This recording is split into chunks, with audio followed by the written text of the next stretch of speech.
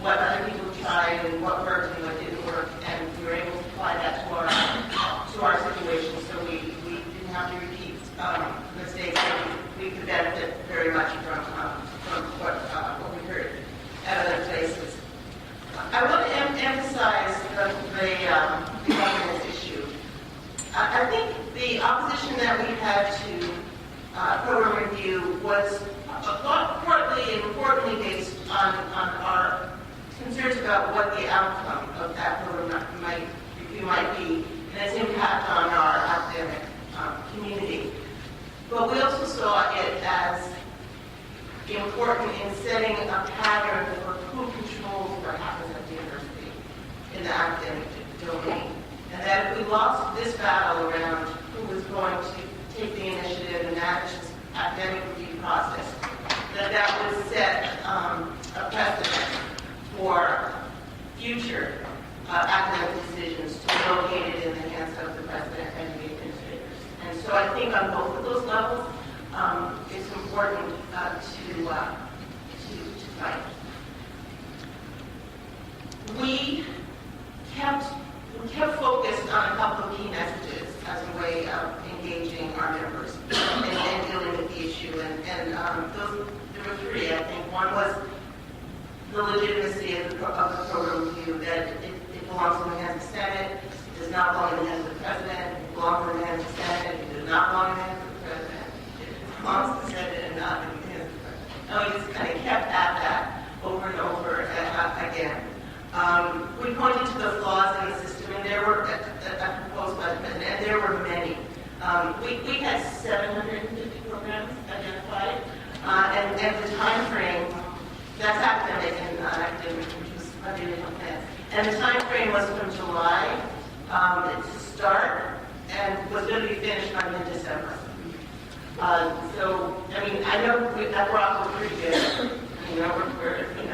We're maybe, the smartest administrator in the province, but even they might have trouble reviewing, prioritizing, and categorizing 730 programs in 4.5 months. And the third key point was around the justification. We challenged the university's rationale for needing to do this in challenging the size of the deficit that the university said we had. So this was presented in the context of needing to do this because we have a budget deficit.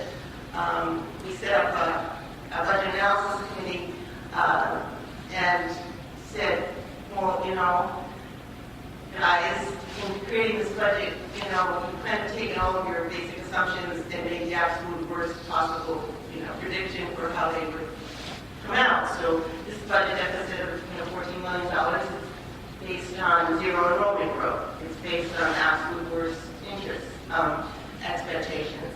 It's based on the worst pension, predictions. There's a $35 million software purchase in your budget for ERP system that's supposed to run the university. Do we really need to do that now? And so on. So by deconstructing the budget deficit itself, we were able to sort of attack that justification. So those couple of key messages we kept repeating to our members to get them to understand the seriousness of it and the difficulty with it.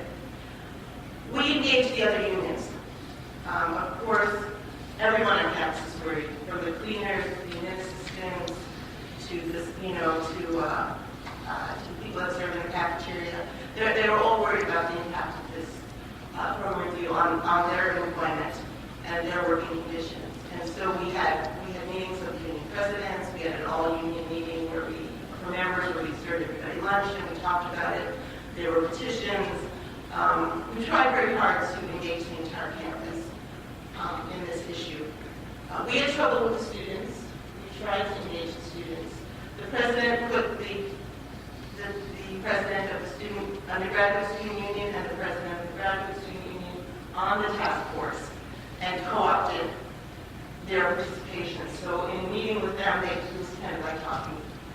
It wasn't a very useful thing. But I think if we had continued to push that, we probably would have tried to connect with student groups outside of the structure of the and the undergraduate student union, and to go to the social justice clubs, and to go to the sort of other, bring in those other student groups that might be more flexible in how they see things and less dominated by the thrill of working with the president.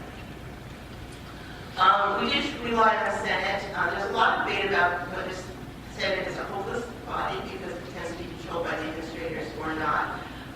We were able to effectively use it in this case of the block program review, but whether it may be able to effectively conduct a review on its own, or maybe even whether it should, still remains to be seen. We had a number of options to use already in place, which made some of what we did easier. We already had established these pre-Senate meetings with all of our senators.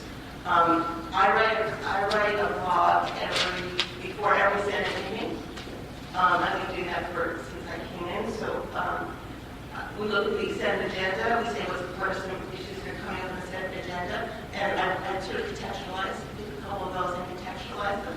And members have really appreciated that because who reads Senate minutes and who reads Senate agenda, but this is a way of kind of getting out. Senate's important. That's a message we've been trying to get out generally.